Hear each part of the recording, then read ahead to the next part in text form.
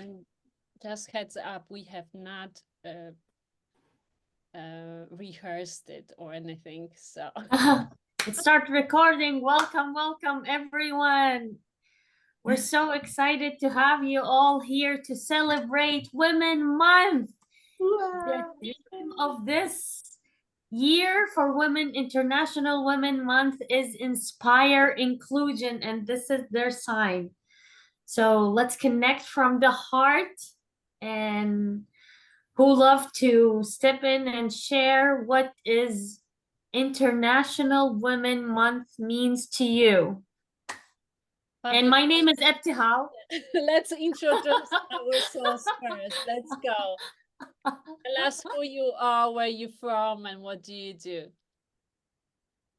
Okay, so I will jump in. My name is Gwen Hiering, and I live in Italy. I'm from Belgium, and I'm a tantric healer. So I support women and men in relationships to empower their relationships through the inspiration of Tantra and energetic healing. So I get a lot of couples to work with and to inspire them to go to the next level in their relationships. Hey. Beautiful. Hey, my name is Donna Ambrose. I live in Toronto. It's still cold, yes. We had snow like, I don't know, 2 days ago. I do holistic healing. My specialty is actually in Chinese medicine. And my niche market now is actually treating healthcare practitioners that are exhausted and burnt out. We're all exhausted and burnt out because we're always giving to other people and not filling up our own cups. So I'm in the process of telling us healthcare providers that we need to fill our cups up first, and then we need to serve it from our overflow, so others from our overflow. I'm really passionate about that because we really need to self-heal. And that's a little bit about me. Fantastic. So I'm Edith Wallach, and I'm a branding and marketing specialist. I'm a publisher of Courage Magazine Global, and I am in leadership training, and I am supporting women stepping into their power and courage to create humanity-centered and non-profit organizations. And I am supporting them with branding, marketing, and leadership. So I am super excited to have you amazing speakers, women in leadership, and we get to support others who are just one step behind us. So looking forward to having this amazing conversation. Awesome. Well, I'm Jordan. I can go next in introductions. I'm connected to Edith. I know Edith. And then if you see on the screen, Miss Lynn, she's my mom.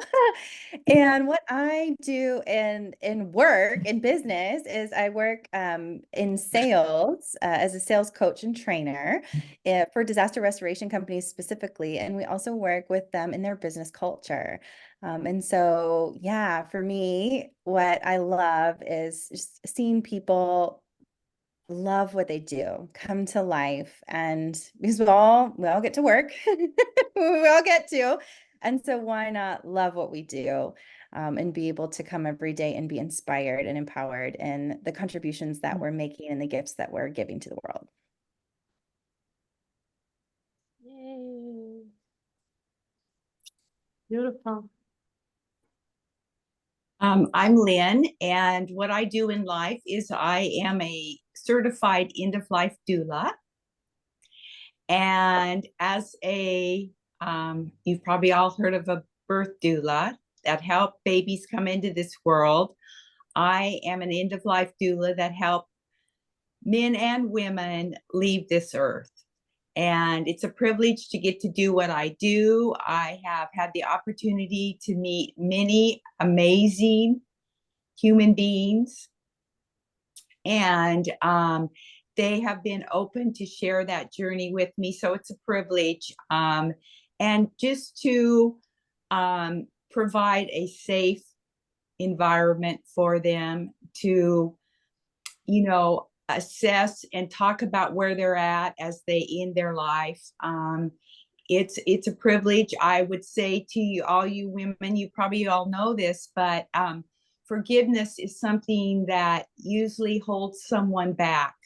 And forgiveness seems to be the major theme of what is happening in people's lives as they are getting close to their life here on earth. And so focusing on that and helping them come to a place of forgiveness, again, I've seen how when that happens, how peace and calmness enters their life. So they are able to relax and let their body do what it was designed to do. So yeah, that's a little bit about me and what I do. Great. Thank you. Hello, my name is Ahdab. I'm from Saudi Arabia, Jeddah, and I'm a mother of three. Two of them are teenagers, and I feel the challenge every day with this hectic life, and it's Ramadan and it's school days, and it's a bless. I feel like being a mother and how to be connected to everyone. Of course, it's inspired by Ibtihal's project of connected with people, building bridges. Everything happened with the base of unconditional love. If it's not like that, it will be challenging. Accepting and receiving is also another basis. I'm putting them to myself to grow personally and to be connected with other people. I see a lot of leaders in front of me, powerful women. I'm so happy to be around here and looking forward to learn more about each one of you on this workshop. So yeah, this is me. Beautiful. And Ibtihal, you get to finish. Yeah. I was so excited to start. My name is Ibtihal Badawi, and I'm from Saudi, and I live in Pittsburgh. Pittsburgh is home, and I'm an artist. I started this initiative of building bridges through my own son experience with bullying when he was younger, and to bring people together to have the ripple of building bridges through the simple action of a brushstroke, despite of where they come from, where their background. We're all in this together, and I'm so happy to be with all of you here and to learn more from all of you. And being a woman is beautiful. It's a journey, and every day is a new journey and a new challenge to learn how to navigate the world. So I'm excited to celebrate the end of Women Month March with all of you, and every day is a Women Day. Absolutely. Mhm. Yeah, and it's so important as well to continue this conversation about empowerment for women. And March is not the only month to celebrate women. We get to continue inspire others to step into their powers, and because it's everyone has a power to be a leader in their community, in their family, to lead with so many amazing ways of being, like love, openness, curiosity, creativity, vulnerability. So we have a choice every single day. We have a choice, and we get to choose what we want to create on daily basis in our families and in our surroundings. And their theme this year is Inspire Inclusion. So what is inclusion for you? What does that word mean to you? And how do you inspire inclusion in your daily life, in your community? For me, inclusion means all. And how I would live that out daily in my life would be when I'm out and about, I connect with another human being and I give them my eyes, I give them a smile, I give them love. And it doesn't matter who it is, my responsibility and my call is to love all. Yeah, inclusion for me, it's so many things, so many words I can think of, you know, understanding, patience, tolerance. It's hard to pick what inclusion means, but it's all those things, and it's all those things with myself as well. All the different parts of me that is, you know, you falling and getting back up and falling and getting back up, you know, as women and as entrepreneurs. And be like, inclusion just means just really having that patience and that tenacity to like rise again. And so it allows me to be patient with others because I have to be patient with myself. It gives me that grace. I extend grace more often. So I think maybe it's a lot of words, but if I had to choose one, maybe I'll choose grace. It allows me, it gives me a grace for others, and that level of forgiveness, Lynn, that you talked about. You know, inclusion is just kind of everything. I guess that's what the word means. Yeah, it includes everything, right? Being patient and forgiving of others, and more tolerant. Yeah, that's it. Yeah, I love what you shared, Donna, because it brought up for me like being curious. You know, inclusion is being open and like being in a space of I want to know, like I want to learn, I want to be curious, I want to connect. It's this like it requires a willingness. Like we get to be willing to reach out, be willing to connect, be willing to learn, be willing to grow, be willing to accept, be willing to forgive. Like it's so all of that came to my mind as well when you were sharing. Yeah, that's a good one. Willingness would open up the box for everything else, wouldn't it? Yeah. Yeah, that's a good one. For me, inclusion means unconditional. When I had a conversation, I think 15 years ago with a man, and he said, we were on the table and chatting, and at some point we were discussing about society and what's going on in the world. And he said, what actually is missing is love. When we put love in everything we do and everything what we create a different world. And in my awareness, inclusion means being unconditional towards other people and connecting from that unconditional way of being. And as women, we have the ability to easily tap into that source of love, in that energy of love. And what is happening in the world right now, what I see happening in the world right now, that there are more and more women are in leadership positions. And that shifts the drift dramatically. Because we never forgot about what it is to love.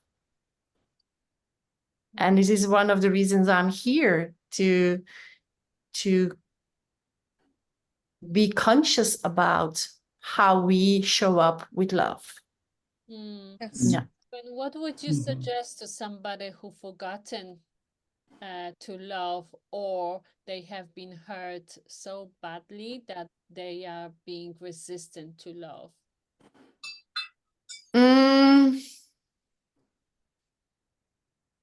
We often say love hurts, and therefore we pull up walls and we are not able to be vulnerable.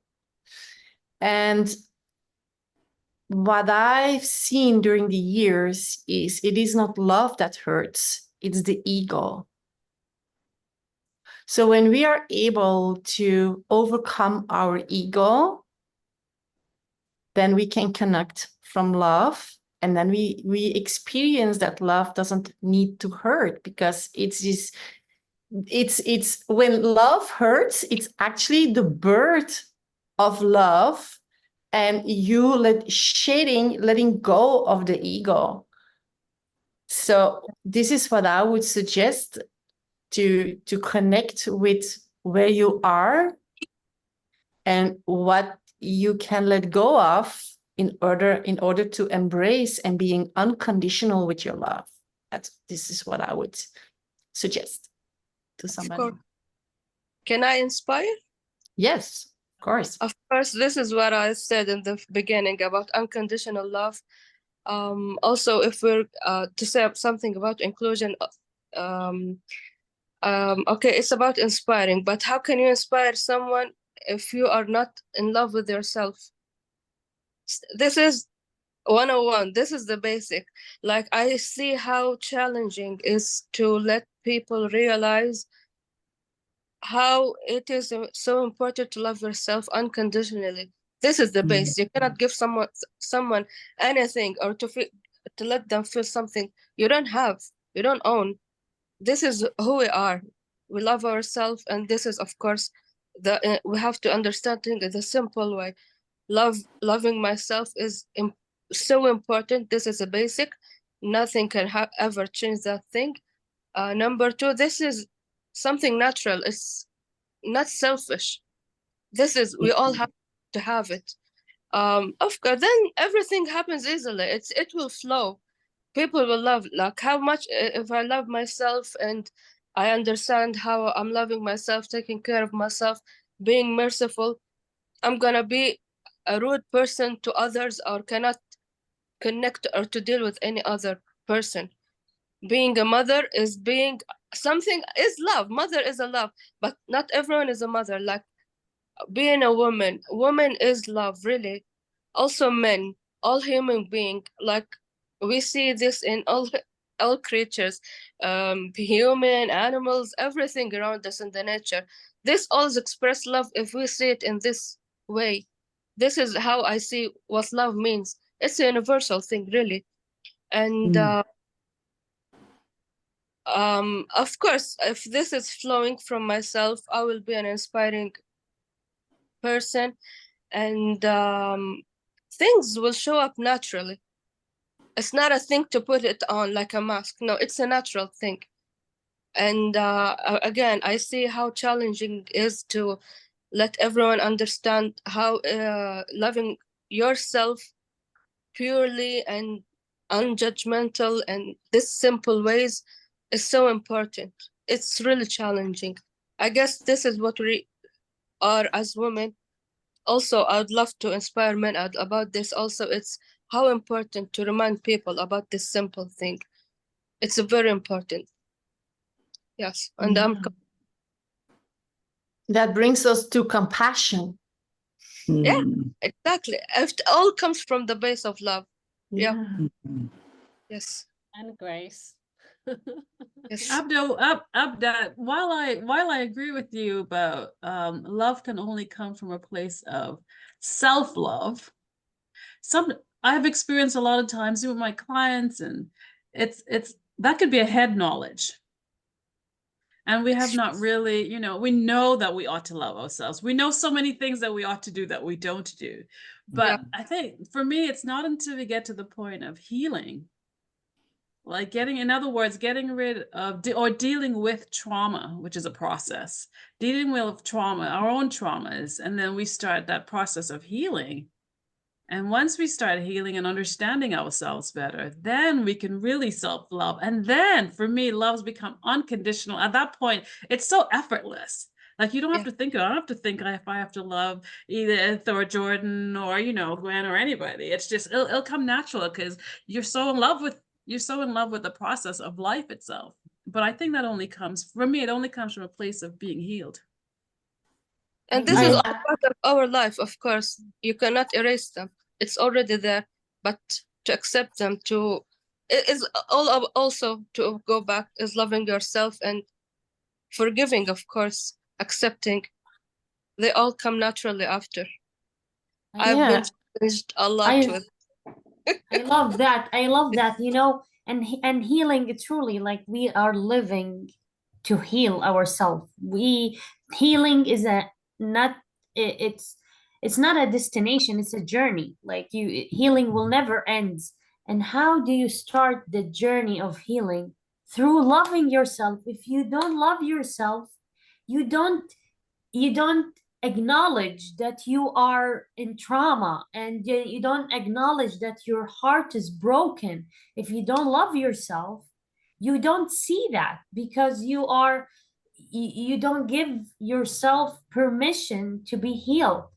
When you love yourself just a little bit, tiny bit of it, it start, you know, you see, yeah, I have a broken heart, my heart is wounded, and because I love myself a little bit, I'm going to start this healing journey. And through that healing journey, it comes more love to yourself. And it's like a circle. You can't cut part of it. It's like it's all connected. The healing, the self-love, it's like the more you heal yourself, the more you love yourself, the more you heal yourself, and it's never end. It's like it will go. For me, that's the journey of leadership. Yes. Yes. That's transformational leadership. That's correct. Leadership. Yeah. Yeah.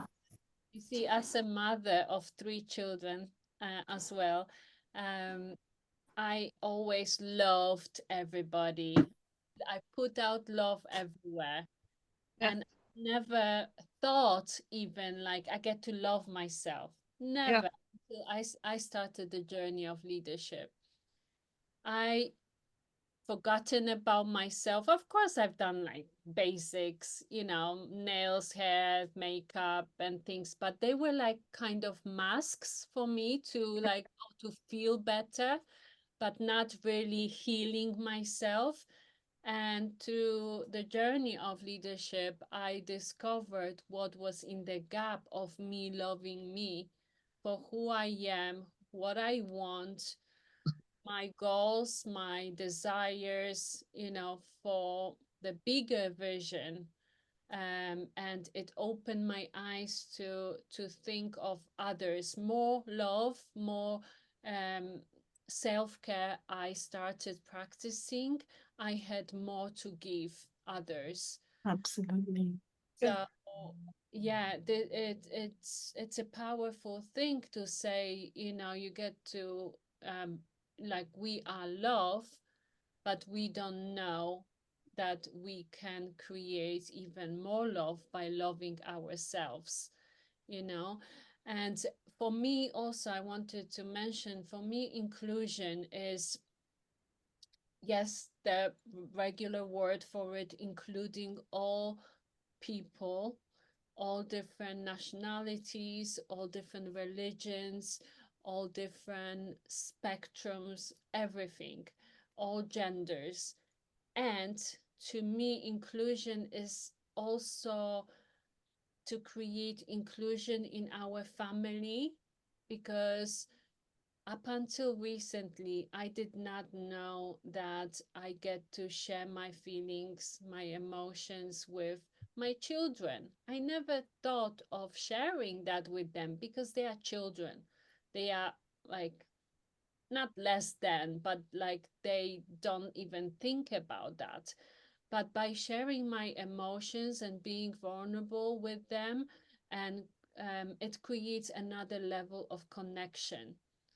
And it opens up their hearts, and it opens up their eyes to a different perspective of mom, as mom, you know. Yeah, and it supports them to deal with emotions as well from a young age. Yeah. understand the feelings also. Beautiful. So with that, Edith, what I was hearing, what came up for me in listening to you is the element of inclusion where we get to see people at their best. You know, so like what I heard you say is you chose now to see your children like fully capable of handling and processing and learning. And so you opened yourself up, you were willing to share that with them because you see their potential, you see how capable they are. And so then that's a beautiful question for me, you know, where in my life do I hold back? I'm unwilling, you know, to be open and inclusive because I maybe judge, you know, someone to be able to handle it or not, or react this way or not. And yeah, so where do I get to go to be open and invite people into the journey of any age. Yeah. Any- And Jordan, I feel like that takes such a effort. Well, effort's not the right word. It's being vulnerable, isn't it? It's a vulnerability thing, your willingness to be vulnerable with Right. oneself and then with others. Yeah. Yeah. Mhm. Mm. Your willingness to take a risk as well. Mhm. I'm reading Yeah. this book, Radical Honesty. Mm. You have read it, and the author says that the lie heals.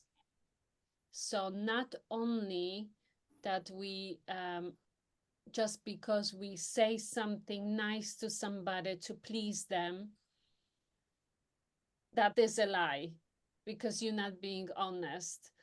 So things that we say it automatically, like how amazing would it be to hear everybody being so honest, like, honey, how do I look today? Like, I probably wouldn't want to hear the truth.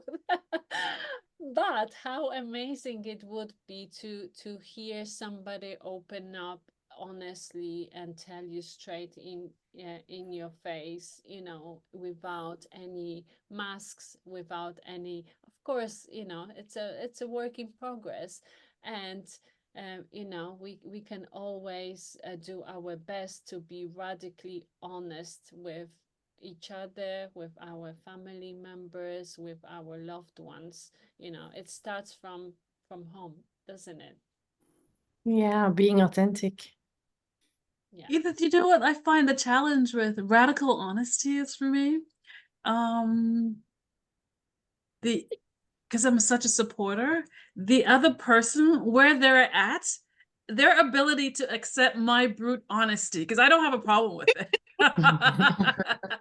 Right? How are you doing today? Oh my goodness, blah, blah, blah, blah, blah. Yeah, I could go on. I could just be as honest. We're trained to be culturally and socially polite, right? How you do? I'm great. You know, and then there's that other part of you, like, you know, if you say it long enough, you'd believe it. Oh no, I'm really great, you know. And so I don't have a problem saying, oh my God, I woke up today, oh my joints stiff. Nobody wants to hear that. Nobody wants to, you know. And so, but on a deeper level though, when you're having intimacy and a meaningful connection, you want to make that connection with another person, be it your partner in business, your partner in life, your children, whomever, family members. Their ability to accept that truth sometimes hinders me, because I know, like, it's just gonna, like, it's gonna flatten them, like, you know, my brutal honesty. And so I'm protecting them, and that's kind of like my personality style, right? Protecting of others. So that's something I'm working on. But yeah.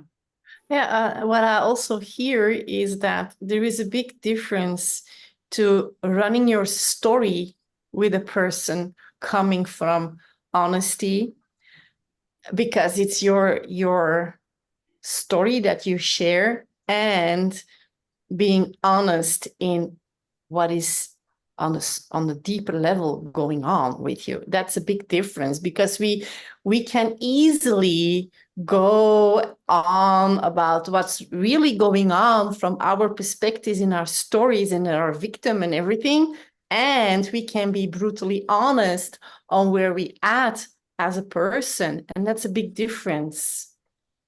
And often people are way more open to be enrolled in your story and in your victim, so they can say, oh yeah, and oh yeah. And when you are really going underneath and share that, then people block, they step away, they don't want to hear, they don't want to listen. So there, for me, there is a big difference between these type of honesty. Yeah, I hear you, Gwen. Mm. Super For interesting. me, inclusion, it's seeing people's hearts, listening to them, and having that ability to really see people, you know, as people, as human, what we are, who we are. It's only, you know, it's like a vessel. But what connects us is our humanity. Inclusion, it means humanity, bringing human together. That's what's inclusion for me, is being human. With all our flaws and imperfections. Yeah, especially our imperfection. It's makes that beautiful mixture of humanity, because we're not robots. We have these feeling and complexity of, you know, of our stories, our experience. We go through life. Maybe people have the same experience, having the same story, but each one of us, they experience differently and they can reflect it differently. And when we share these reflections, we grow, we fall in love with who we are and with other people, with humanity itself. Yeah,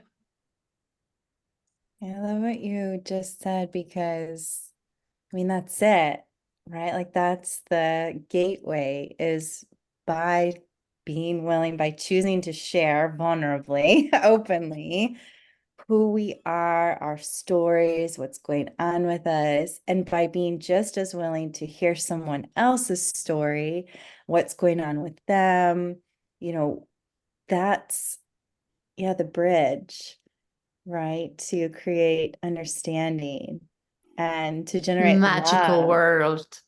Yes, and compassion and tenderness and grace and courage. Yes. Wow. Yeah.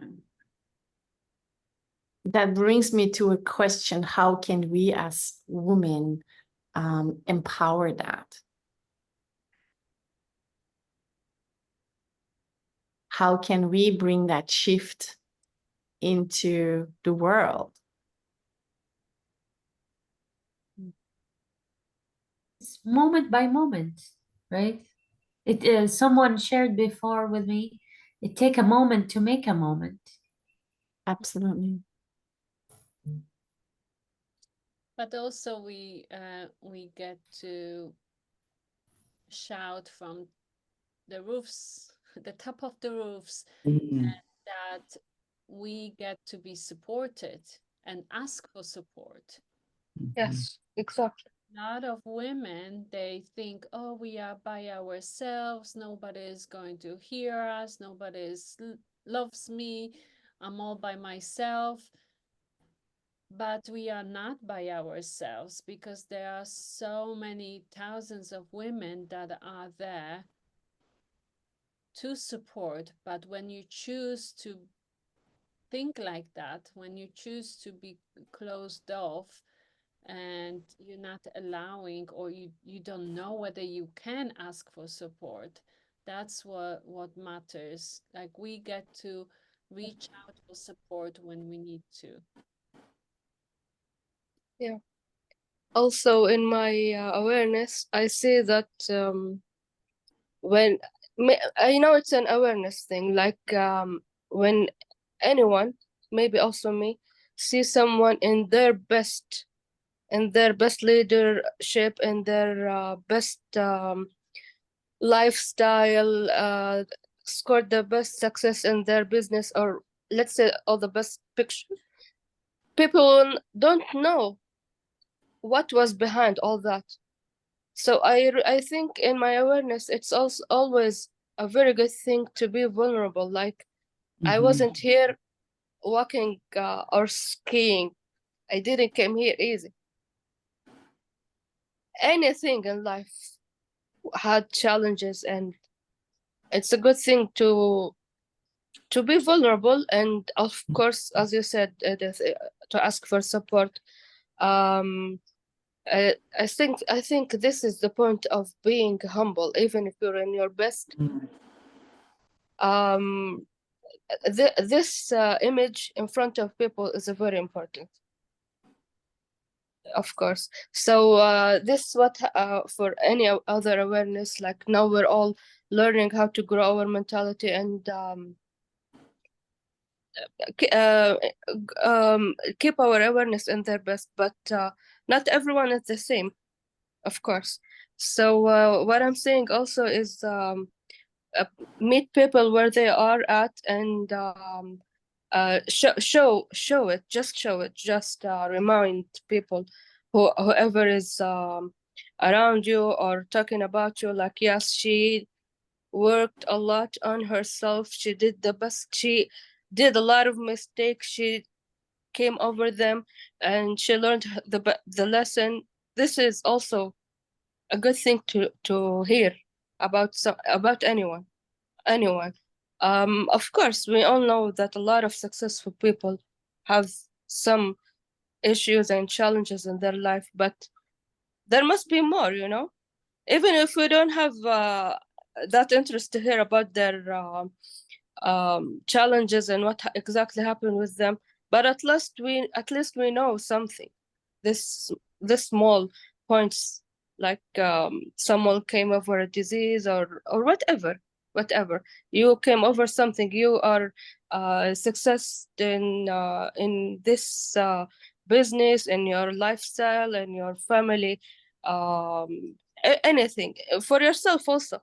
It's a challenge to love yourself. Like, it's very difficult for some people to understand this is the first step for everything, because it's an awareness issue also. So Absolutely. yeah. Some people around me, they said, but Ahdab, we're not like you. You are a very strong woman.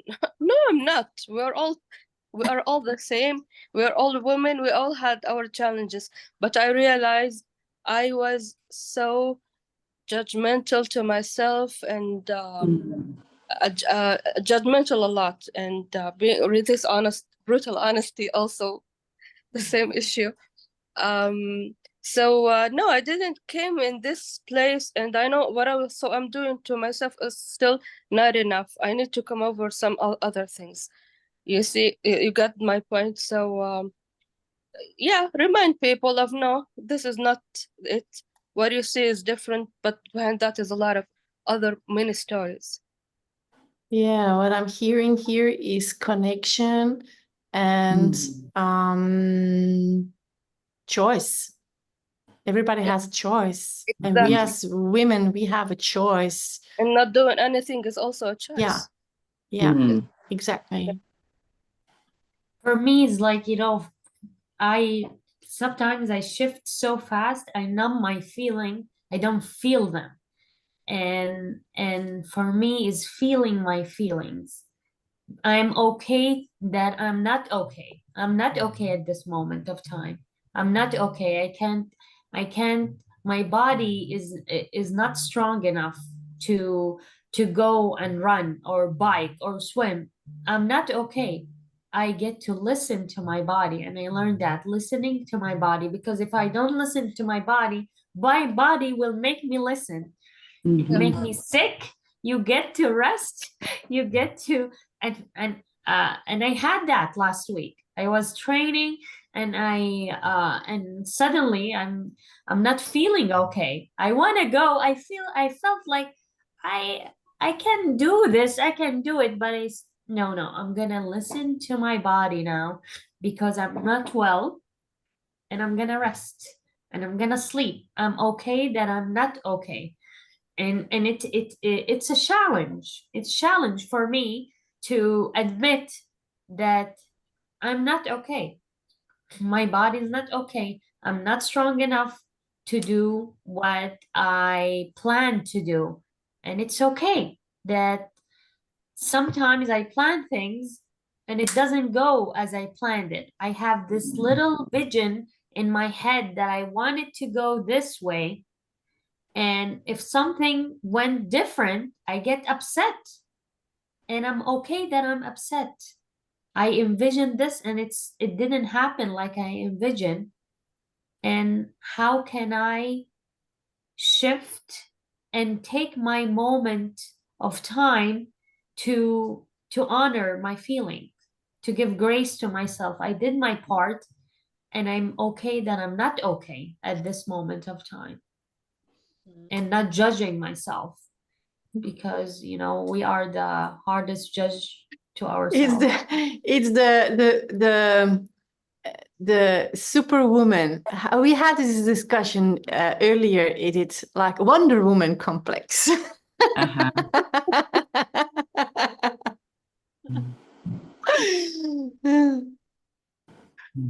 Recognizable. Yeah, we can do it all, and get to put ourselves first. Yeah, I check in with myself twice a day. Like literally, I have my non-negotiable list of things that I do. Amazing. And one of them is to check in, I mean, they're once in the morning, once in the evening, sometimes 3 times a day if my day isn't going so the way that I planned it. I'm just checking in with myself. So I go through my list of non-negotiables. Like it's not okay. Like you were saying, it's not okay. It's okay to not be okay sometimes, So I'll check in on how am I feeling now? What's going on? And I literally take a break and I would shift my body itself so I can change my energy, right? Or sometimes I would go, I'll get fresh air. This morning I did that. I had already finished my exercise, but I'm like, something is not right. I need to, because I said, how are you feeling? And the answer was just okay. And I'm like, what? Okay. How are you going to start the day with just okay? Like you can, because when I woke up, like I'm an early riser, right? I was like 4:30 or 5, and I was great. And then by 7 o'clock, I'm like, what's going on? And so I checked in because, I checked in with myself. So I'm like, okay, listen, you just need to go get fresh air. Everything's going to be fine. Figure it out. Just go figure it out. So I went for my walk. It was cold, and I intentionally did not dress warm. I like to dress warm when I go out. I intentionally did not, so I could feel the cold and get that circulation going. And I had on warm boots, but that was about it. And I wanted to feel it so I could force myself to focus and think. By the time I came back, I forgot why I went out. It was so I have just so what I'm saying is like there's certain techniques that I would use that are non-negotiable in my everyday. Sleep is for sure one of them, but checking in with myself to see. So as a woman, I think we need certain non-negotiables. Our days are always going. We go Absolutely. nonstop, right? I love that, Donna. Are you open to sharing your non-negotiables? Yeah, I mean, well, for one, sleep for sure. It's like, I go to bed at a certain time and everyone makes fun of me. I've been doing this since uni. Like people would know. I remember one time I was coming home to my dorm room and someone was leaving me a note on the door and they're putting it there. And I was walking up. They're like, oh, Donna, you're not in bed. Like we were too afraid to knock. We know that you're gonna be in bed, like non-negotiable. Like I am not coming out. Unless there's a fire, right? Because I quickly realized that that's when my body heals, and I can get up early and do work. Like I'd be reading in the library after school or something, and I was like, what? It's taking me like 10 times as long. I've just read that sentence and I still don't know what it means. And I realized that my brain was going all the time. And so I've been in school all day. So I would not do any schoolwork, for example. And I just do what pleased me, something that I enjoy, and then I'd go to bed. And I could wake up early and just be like a brand new person. I'd read that sentence. I'm like, oh my gosh, I read the whole chapter, you know? So I understood the importance then of like sleeping from a mental perspective. And then as I became a practitioner, just from a healing perspective, that's when my body heals. So I don't compromise with that. And I don't compromise with what I put in my body. So like, I'm a nerd. Like I have to cook my own food. Right? I have to know what it is. Like it's not so much a control thing, or maybe it is, but it's controlling what's going in my body. And then my other non-negotiable is who I allow in my space, my mental space. Like you can't just get in. I'm sorry. It's like prime real estate. I'm like, what? You want to be my friend? You qualify? And I don't mean like, you know, like everyday acquaintances or like, you know, working associate or things like that. But if you're wanting to be intimately in my space, you have to be, you know, watching your words, and not like in a sense where, you know, you're being on P's and Q's and judgmental or anything And like it that. has nothing to do with judgment. It has all to do with common sense and with your intuition and trusting yourself, that you surround yourself with the people who empower you instead of people who disempower you. For sure. That's exactly what it is, Gwen. Yeah. So yeah, there are a few. I mean, I have a list, but those are the few non-negotiable. Like protecting my number one real estate, which is my brain, my energy. I make sure that I move every day. It's not an option to not move, even if I just go outside and jump up and down, or stay inside and jump up and down. So I have movement, I have my brain space, I have sleep, and I have what I put in my body. Amazing. What are some of your non-negotiables? Well, for me, they are the same. The only thing that I add is supplementation. So I have 5 pillars to work with. So yeah, it's also food, sleep, movement, mindset, and the supplementation. Yeah. Anyone else has non-negotiables that you do at a daily basis, or as a person, as a woman? So for the next 2 weeks, I do have non-negotiables. 2 weeks at a time. That's good, Edith. I can support you in that. 14 days, I can do it. I hit non-negotiable until about 2 months ago, and then I stopped. So I was like busy doing other stuff, and you know. Yeah, but your schedule changed. You had a lot of other things that suddenly came on your plate, so you had to find a new structure for yourself. I get to give myself a grace, and I understand now. I get to shift again and incorporate that. But for the next 2 weeks, to also enroll me into my self-care routine is number 1, mirror work. I get to practice the next 2 weeks. I am walking daily, and I get to, what was the third one? Journaling. Journaling for the next 2 weeks, and you know, hoping that it's going to take off and it's going to keep going. But what I found it yesterday, I journaled for the first time in a while, and I was describing a goal, and I kept going deeper instead of going wider, like having a list of my goals and visions. I went really deep on one of my goals, like describing exactly how I would be feeling when I receive that, when I complete that goal, what I would be wearing, who would be with me, what I would be doing on like daily basis. And I was like, whoa, I can imagine that. And I was like, I'm so excited already about that. So yeah, that's my non-negotiable for the next couple of weeks. You inspire me, because I recently started journaling again. And for me, adding that to my non-negotiable list, I think it would be very beneficial because it keeps track on where I'm at all levels, and it keeps track on my vision and my inspiration and the things that I love to accomplish, coming from surrender and ease. So yeah, so you inspired me to put that on my non-negotiable list. Thank you. Beautiful. For me, I don't have a negotiable list, but now I'm inspired. I will give this a lot of attention, of course.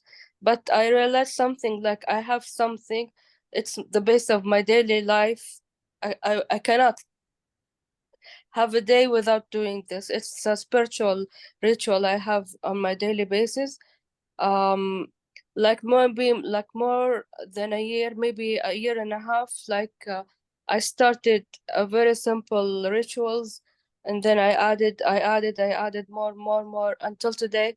I feel like this is, of course, it's a lot, but it's part of me. I can't go with it through the day or go to sleep if I didn't do this. So you Really. have a non-negotiable.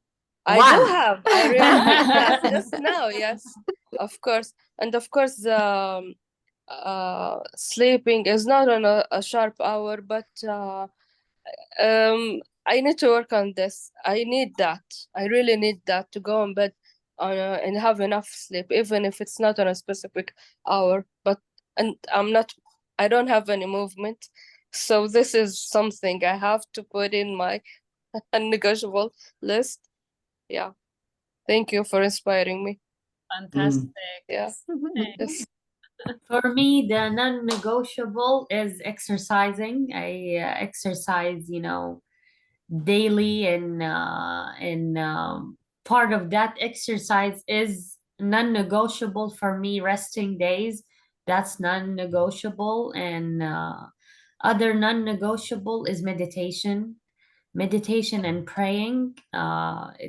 It really shifts my day when I meditate and connect to my heart and pray and do the spiritual work. It's a non-negotiable for me. And the non-negotiable for me is my gratitude journal. I journal and I write things, not every basic things, but no, what happened in my day? Oh, that guy smiled to me today. Oh no, the other guy, he opened the door to me. And these simple things that sometimes we forget it, but when we go back and there's a lot of blessings we have, and I have, and it make me feel better, and it energizes me when I just go back and I see, oh, my friend, she supported me. My friend, she donated to me. And, it make me feel happy, and seeing all of that. My daughter, she talked to me today. She opened the door. So it's these simple things that sometimes we take it for granted. Sometimes I take it for granted. So I love my gratitude journaling, and I want to add another non-negotiable thing, reading. Like I used to read more, and now like I want to have that non-negotiable book. I get to have that book, even not just audiobook, but there's something with papers and book. I love reading, and I heard when you point with your finger and read, it stick more in your brain. I don't know where I heard that. I think in Mel Robinson, one of her podcasts. So just pointing and reading. So I want to add that non-negotiable. So thank you, Donna, for non-negotiable list. I'm going to add reading to my non-negotiable. So thank you so much. It's awesome. It's really powerful having non-negotiables. Yeah, really good. Yeah. Edith, did I hear you clearly when you said your non-negotiable, your first one was mirror work? Yeah. Could you talk a little bit more about that? Sure. So basically, mirror work, and I'm not a specialist, but what I've learned so far, if anybody knows more about mirror work, I would welcome you to speak about it. But it's basically sitting or standing in front of a mirror, looking straight deep in your eyes, and connecting with the inner child, yourself that you when you were 7 or 8 years old, and asking questions to your inner child, with all different questions, what that child needs, what it requires, asking whether she needs a hug, whether she needs something else, and going deep. And what I found that, yeah, I release emotions a lot. So I thought it would be like, oh, basically talking to yourself, really, but it wasn't. It's so much deeper. And we meet the needs that when we were little, that the needs that were not met by our parents, but our environment, we are connecting with those feelings and with those emotions, and also releasing energy, for example, resentment, or feeling like you were not seen, not heard, any emotions that are still stuck in there, and releasing, letting them go. Yeah, it's quite powerful mirror work. I do a different version of it, a similar Yeah, me version, too. but yeah, I ask questions, Lynn. So I learned from another coach where I look at the mirror, and I have certain base questions. No, not questions, rather, they're statements. And, I'd start off with the ones where, and so I'll say my name as I'm looking in the mirror at my eyes, and I do it daily, and I'd say, so Donna, I forgive you for, and then I'd list the thing, and Donna, I am proud of you for, and a list of things, so you have basic statements that you'll do. And it seems so trite, it's so powerful, because sometimes you're like, I can't come up with like 3 things that I forgive myself. I like to give myself a list of, maybe it's to be 3 to 5 things, Dawn, I forgive you for. And then I start crying, and oh my gosh. And then the next day you get better and better until you'll be able to. I also have this type of exercise, and that's like when I think something about somebody else, like, oh, I don't like when he or she is doing XYZ, then I just create 3 sentences about what I don't like, or what irritates me or frustrates me, and then I replace the name of the person with my own name, and then I question myself, where is the truth in it? Yeah, that's a good one. Love that. And that also really, really works when I feel frustrated or I experience resentment in a situation towards another person. So that's my way of doing the mirroring exercise, in going to my level 4 responsibility and owning the situation. And also, the stretch would be to do it naked in the mirror. So oh yeah, there is I learned this exercise, after taking a shower, before you put the towel on, you look at the mirror and you touch each part of you and you say, sorry, I love you. Sorry, I love you. Sorry, I love you. So is loving yourself with every, with everything, with all the stretch marks, with everything going on your body, loving yourself. So that's one of things. And Louise Hay, she's amazing. And I just shared her book. She had that 21-day challenge, mirror challenge. I did it multiple times. It's absolutely amazing, because, when we look at the mirror, a lot of times we don't look at ourselves. We just be in a hurry. So just looking into our pupil and just falling in love with ourselves. Like, I love you. So beautiful. amazing. Oh my goodness. Amazing. Can I share something? I really get to go because I have a call at the top of the hour. So Yeah, amazing to be here and all having these shares. So thank you for having me and have a beautiful Let's take a day. picture together evening. before you go. Yes. A heart. This is the sign for the international here. Screenshot. Let's. I have a screenshot and now I get to go to the heart and have another screenshot. Yay! I will send it to Edith. Yeah, thank you so much. This was amazing. Thank you, Gwen. Thank you, Thank ladies. Thank you, Gwen. Thank Love you, everyone. Thank you, everyone. Bye-bye. Bye. Have a great day. Bye. Yeah, bye. And I stopped on Facebook.